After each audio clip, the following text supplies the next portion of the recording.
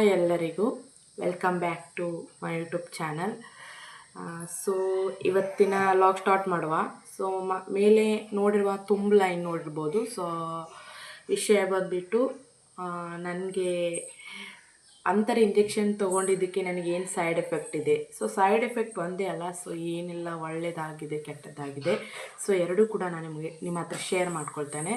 So ಹಾಗಾಗಿ ಮಾತ್ರಕ್ಕೆ ನೀವು ಕೂಡ ಇಂಜೆಕ್ಷನ್ ಮಾಡುವಾಗ ನಾನು ಹೇಳುವಂತಹದ್ದನ್ನು ನೋಡಿ ನಿಮ್ಗೆ ಆದರೆ ಮಾಡಿಸ್ಕೊಳ್ಳಿ, ಇಲ್ಲದಿದ್ದರೆ ಮಾಡಿಸ್ಕೊಳ್ಳಿಕ್ಕೆ ಹೋಗಬೇಡಿ. ಸೊ ನನಗೆ ಆದ ಅನುಭವ ನಾನು ಹೇಳ್ತಾ ಇದ್ದೇನೆ ಅಷ್ಟೇ. ಸೊ ನಿಮಗೆ ಯಾವ ಥರ ಆಗ್ತದೆ ನೀವು ಯೋಚನೆ ಮಾಡಿ. ಸೊ ಬನ್ನಿ ವಿಡಿಯೋನ ತಡ ಮಾಡದೆ ಸ್ಟಾರ್ಟ್ ಮಾಡುವ.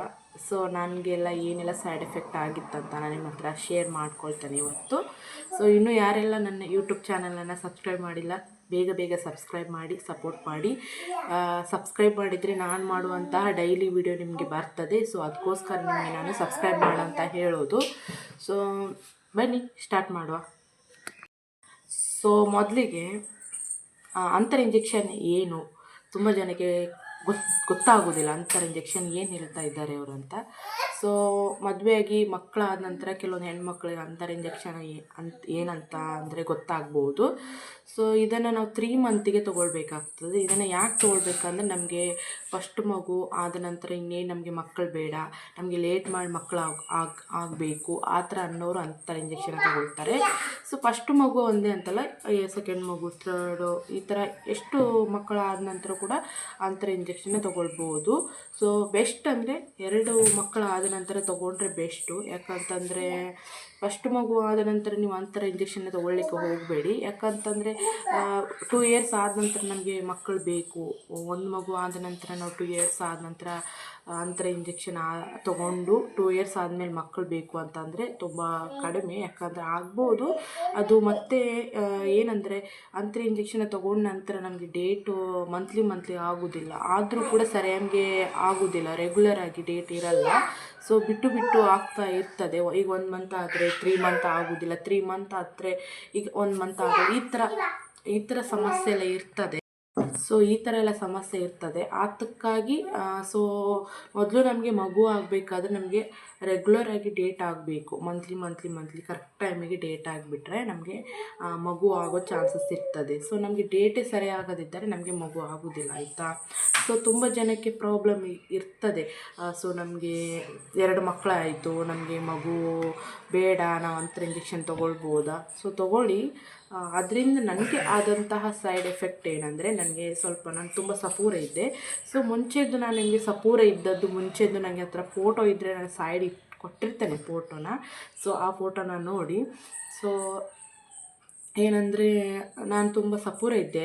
ಅಂತರ ಇಂಜೆಕ್ಷನ್ ತೊಗೊಳ್ಳೋಕ್ಕಿಂತ ಮುಂಚೆ ನನಗೆ ತುಂಬ ಸಪೂರ ಇದ್ದೆ. ಮತ್ತು ನಾನು ತೊಗೊಂಡಾದ ನಂತರ ನಾನು ಎಷ್ಟು 65 kg ಇದ್ದೆ, ಆಯಿತಾ. 65 kg ಆದ ನಂತರ ನಾನು ಅಂತರ ಇಂಜೆಕ್ಷನ್ ತೊಗೊಂಡ್ಮೇಲೆ 76 ಆದೆ ನಾನು, ಆಯಿತಾ. ಎಷ್ಟು ನಾನು ಇಂಜೆಕ್ಷನ್ ತೊಗೊಂಡಿದ್ದೇನೆ ಅಂದರೆ ಒಂದು 5 ತೊಗೊಂಡಿದ್ದೀನಿ ಅಂತ, 4-5 ತೊಗೊಂಡಿರ್ಬೋದು ಅಷ್ಟೇ, ಅದಕ್ಕಿಂತ ಹೆಚ್ಚೇನು ತೊಗೊಳ್ಳಿಲ್ಲ. ತೊಗೊಂಡ್ಮೇಲೆ ನಾನು ತುಂಬ ದಪ್ಪ ಆಗಲಿಕ್ಕೆ ಸ್ಟಾರ್ಟ್ ಆದೆ. ಸೊ ಇನ್ನೂ ಜಾಸ್ತಿ ದಪ್ಪ ಆಗ್ತೇನೆ ಅಂತೇಳಿ ನಾನು ಬಿಟ್ಟೆ. ನಾನು 3 ಮಂತ್ ಆದ ನಂತರ ಒಂದು ಇಂಜೆಕ್ಷನ್ ತೊಗೊಳ್ತಿದ್ದೆ. ಮಗುವಿಗೆ 45 ಡೇಸ್ ಆದ ನಂತರ ತೊಗೋ ಅಂತ ಸಿಸ್ಟರ್ ಹೇಳಿದರು.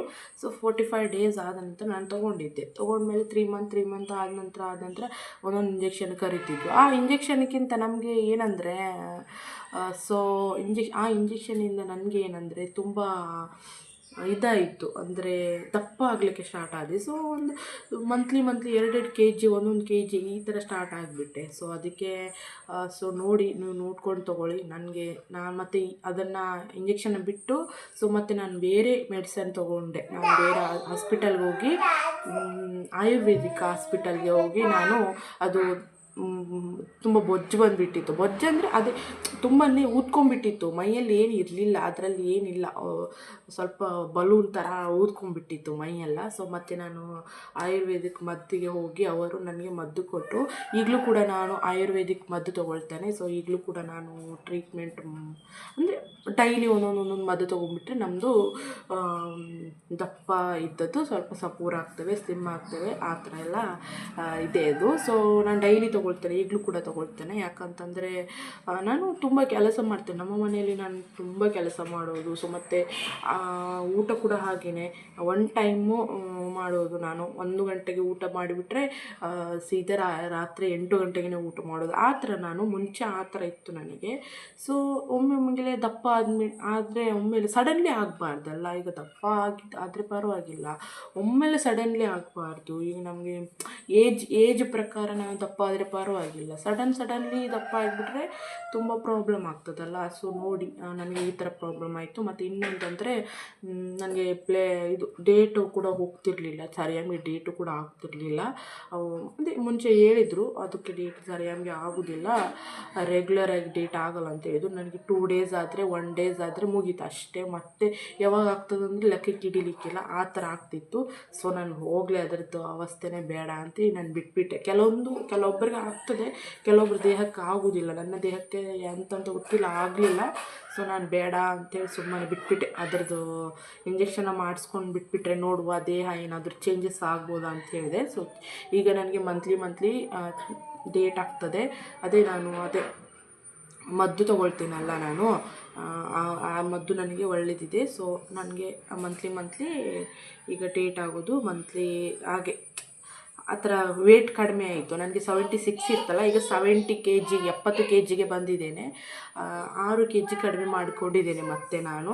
ಸೊ ಒಂದು ವೇಟ್ ಇದೆಯಲ್ಲ, ಹೆಚ್ಚಾದದ್ದು ವೇಟ್ ಕಡಿಮೆ ಮಾಡ್ಕೊಳ್ಳೋದು ತುಂಬ ಅಂದರೆ ತುಂಬ ಕಷ್ಟ ಆಯಿತಾ. ಸೊ ಅದು ಸಾಧಾರಣ ವಿಷಯ ಅಂತಲೇ ಅಲ್ಲ. 1 kg ಕಡಿಮೆ ಮಾಡ್ಕೊಳ್ಳಿಕ್ಕೆ ಎಷ್ಟು ಕಷ್ಟಪಡಬೇಕಂದ್ರೆ, ಅದು ಜಿಮ್ಮಿಗೆ ಹೋಗಿ ಅದು ಮಾಡಿ ಇದು ಮಾಡಿ, ತುಂಬ ಜನ ಆ ಥರ ಎಲ್ಲ ಮಾಡ್ತಿರ್ತಾರೆ. ಸೊ ಆ ಥರ ಅಂದರೆ ತುಂಬ ಕಷ್ಟ ಉಂಟು. ವೇಟು ಒಮ್ಮೆಲೆ ಜಾಸ್ತಿ ಆಗಲಿಕ್ಕೆ ಈಸಿ, ಆದರೆ ಕಡಿಮೆ ಮಾಡ್ಕೊಳ್ಳೋದು ತುಂಬ ಕಷ್ಟ ಆಯಿತಾ. ಸೊ ನೋಡ್ಕೊಳ್ಳಿ, ನಿಮಗೆ ನೋಡ್ಕೊಂಡು ಇಂಜೆಕ್ಷನ್ ಮಾಡ್ಕೊಳ್ಳಿ. ಇಲ್ಲ ನಮ್ಮ ದೇಹಕ್ಕೆ ಆಗ್ತದೆ, ನಮ್ಮ ದೇಹಕ್ಕೆ ಏನು ಪ್ರಾಬ್ಲಮ್ ಇಲ್ಲ ಅನ್ನೋದಿದ್ದರೆ ನೀವು ಇಂಜೆಕ್ಷನ್ ಮಾಡ್ಕೊಳ್ಳಿ. ಸೊ ನಾನು ನಿಮಗೆ ಬೇಡ ಅಂತ ಹೇಳೋದಿಲ್ಲ. ಸೊ ನನಗೆ ಆದ ಅನುಭವ ಹೇಳ್ತಾ ಇದ್ದೇನೆ ಅಷ್ಟೇ ನಾನು. ಮತ್ತು ನನಗಿನ್ನೊಂದು ಅದೇ ಬ್ಲೀಡಿಂಗ್ ಕಡಿಮೆ ಆಯಿತು, ಅದೊಂದಾಯಿತು. ಮತ್ತು ನನಗೆ ಇಲ್ಲೊಂದು ಕೈ ಕೆಳಗೆ ಒಂದು ಗೆಡ್ಡೆ ಬೆಳೀಲಿಕ್ಕೆ ಸ್ಟಾರ್ಟ್ ಆಯಿತು ಆಯಿತಾ, ಇಲ್ಲಿ ಕೈ ಕೆಳಗೆ. ಅದು ಮುಂಚೆ ನನಗೆ ಆಗಿರಲಿಲ್ಲ. ಅಂತರ ಇಂಜೆಕ್ಷನ್ ತೊಗೊಳೋಕ್ಕಿಂತ ಮುಂಚೆ ನನಗೇನು ಪ್ರಾಬ್ಲಮ್ ಆಗಿರಲಿಲ್ಲ. ಅಂತರ ಇಂಜೆಕ್ಷನ್ ತೊಗೊಂಡು ಆದ ನಂತರ ಹೇಗೆ ನನ್ನ ಮೈ ಜಾಸ್ತಿ ಬರಲಿಕ್ಕೆ ಸ್ಟಾರ್ಟ್ ಆಯ್ತಲ್ಲ, ದಪ್ಪ ಆಗಲಿಕ್ಕೆ ಹೇಗೆ ಜಾಸ್ತಿ ದಪ್ಪ ಆಗಿಬಿಟ್ನಲ್ಲ, ಹಾಗೆ ನನ್ನ ದೇಹದಲ್ಲಿ ಈ ಕೈ ಕೆಳಗೆ ಒಂದು ಗೆಡ್ಡೆ ಬೆಳೆಯಲಿಕ್ಕೆ ಸ್ಟಾರ್ಟ್ ಆಯಿತು ಆಯಿತಾ. ಅದು ಈಗ ಇಷ್ಟಿದೆ. ಅದನ್ನು ಅದು ನೋವು ಆಗ್ತದೆ, ನೋವಾದರೆ ಯಾವುದು ಸೈಡ್ ಎಫೆಕ್ಟ್ ಇಲ್ಲ ಅಂತ ಹೇಳಿದ್ದಾರೆ. ಸೊ ನೋವು ಆಗ್ತದೆ. ನೋವು ಆದ ನಂತರ ಹೇಳಿದ್ದಾರೆ, ತುಂಬ ಹಾಸ್ಪಿಟಲಿಗೆ ಅದನ್ನೂ ಕೂಡ ತೋರಿಸಿದೆ ನಾನು. ಅದು ಹೇಳಿದ್ರು ಅದು ಸರ್ಜರಿ ಮಾಡಿಸ್ಬೇಕು. ಸೊ ನಾನು ಯಾವ ಡಾಕ್ಟರ್ ಹತ್ರ ನಾನು ತೋರಿಸಿದ್ನಲ್ಲ, ಯಾವ ಹಾಸ್ಪಿಟಲಲ್ಲಿ ನಾನು ತೋರಿಸಿದ್ನಲ್ಲ, ಅಂತರ ಇಂಜೆಕ್ಷನ್ ಮಾಡಿಸ್ಕೊಂಡಿದ್ನಲ್ಲ, ಅದೇ ಹಾಸ್ಪಿಟಲಲ್ಲಿ ಅವರೇ ಹೇಳಿದ್ರು ಸರ್ಜರಿ ಮಾಡಿಸ್ಬೇಕಂತೇಳಿ. ಸೊ ಅವರು ಹೇಳಲಿಲ್ಲ ಯಾವುದಕ್ಕೆ ಆಗ್ತದೆ ಯಾವುದಕ್ಕಿಲ್ಲ. ಸೊ ಆ ಥರ ಎಲ್ಲ ಹೇಳಲಿಲ್ಲ ಅವರು. ನನಗೆ ಸರ್ಜರಿ ಮಾಡಿಸ್ಬೇಕಂತ ಹೇಳಿದರು. ಸೊ ಇನ್ನೂ ನಾನು ಸರ್ಜರಿ ಮಾಡಿಸ್ಬೇಕು. ಅದನ್ನು ಜಾಸ್ತಿ ದೊಡ್ಡದಾಗಲಿಲ್ಲ, ಎಷ್ಟಿದೆ ಅಷ್ಟೇ ಇದೆ. ಸೊ ನಾನು ಸರ್ಜರಿ ಮಾಡಿಸ್ಬೇಕು. ಸರ್ಜರಿ ಮಾಡಿಸಿದ ಮೇಲೆ ಬೇಕಾದರೆ ಹೇಳ್ತೇನೆ ನಿಮಗೆ. ಸೊ ಅದಕ್ಕೆ ತುಂಬ ಕೆಲವೊಂದು ದೇಹಕ್ಕೆ ಕೆಲವೊಂದು ಥರ ಆಗ್ತದೆ. ಸೊ ನೋಡಿ ನೀವು ಇಂಜೆಕ್ಷನ್ ಮಾಡಿಸ್ಕೊಳ್ಳಿ. ನಾನು ನಿಮಗೆ ಇಂಜೆಕ್ಷನ್ ಮಾಡಿಸ್ಬೇಡಿ ಅಂತ ಹೇಳ್ತಾ ಇಲ್ಲ, ನಾನು ಏನು ಅದ್ರ ಬಗ್ಗೆ ಇಂಜೆಕ್ಷನ್ ಬಗ್ಗೆ ಕೆಟ್ಟದಾಗಿ ಹೇಳ್ತಾ ಇಲ್ಲ. ಸೊ 100ಕ್ಕೆ ಒಂದು 2-3% ಜನಕ್ಕೆ ಮಾತ್ರ ಅದು ಸೈಡ್ ಎಫೆಕ್ಟ್ ಆಗೋದು. ಸೊ ನನಗೆ ಆಗಿದೆ ಸೈಡ್ ಎಫೆಕ್ಟು, ಅದಕ್ಕೋಸ್ಕರ ನಿಮಗೆ ಹೇಳ್ತಾ ಇದ್ದೀನಿ. ಸೊ ನಿಮಗೆ ಏನಾದರೂ ಅದರಿಂದ ಸೈಡ್ ಎಫೆಕ್ಟ್ ಆಗಿದ್ದರೆ ಕಮೆಂಟ್ ಮಾಡಿ, ಇಲ್ಲದಿದ್ದರೆ ಇಲ್ಲ ನಮ್ಗೆ ಅದರಿಂದ ಒಳ್ಳೆಯದಾಗಿದೆ, ನಾವು ಇನ್ನೂ ಕೂಡ ಮಾಡಿಸ್ಕೊಳ್ತಾ ಇದ್ದೀವಿ ಅನ್ನೋರು ಕೂಡ ಕಮೆಂಟ್ ಮಾಡಿ. ಸೊ ಅದರಿಂದ ಕೂಡ ಒಳ್ಳೇದಿದೆ, ಇಲ್ಲ ಅಂತೇಳಲ್ಲ, ಯಾರಿಗೆ ಒಳ್ಳೇದಿದೆ. ಸೊ ಈಗ ನಾನು ನನ್ನ ಬಗ್ಗೆ ಸೈಡ್ ಎಫೆಕ್ಟ್ ಹೇಳಿದೆ ಆಯಿತಾ. ತುಂಬ ಜನಕ್ಕೆ ಒಳ್ಳೆಯದು ಕೂಡ ಹೇಳಬೇಕಲ್ಲ, ಓನ್ಲಿ ಕೆಟ್ಟದ್ದು ಮಾತ್ರ ಹೇಳಿಬಿಟ್ರೆ ಪರವಾಗಿಲ್ಲ, ಒಳ್ಳೆಯದು ಕೂಡ ಇವಾಗ ಹೇಳ್ತೇನೆ. ಸೊ ಅದರಿಂದ ರಕ್ತ ಯಾರಿಗೆ ಕಡಿಮೆ ಇರ್ತದಲ್ಲ, ಈಗ ಡೆಲಿವರಿ ಆದ ನಂತರ ತುಂಬ ಜನಕ್ಕೆ ರಕ್ತ ಕಡಿಮೆ ಆಗಿಬಿಟ್ಟಿರ್ತದೆ, ವೀಕ್ನೆಸ್ ತುಂಬ ಆಗಿಬಿಟ್ಟಿರ್ತದೆ. ಅಂಥವರು ಆ ಇಂಜೆಕ್ಷನ್ ಮಾಡಿಸ್ಕೊಂಡ್ಬಿಟ್ರೆ ಈಗ ನಮಗೆ ಮಂತ್ಲಿ ಡೇಟ್ ಆಗ್ತಿರ್ತದಲ್ಲ, ಸೊ ಆ ಥರದ್ದು ಹೇಗೋ ಅದರಿಂದ ಆ ಇಂಜೆಕ್ಷನಿಂದ ನಮಗೆ 3 ಮಂತ್ 4 ಮಂತ್ ಆಗುವವರೆಗೆ ನಮಗೆ ಡೇಟ್ ಆಗೋದಿಲ್ಲಲ್ಲ.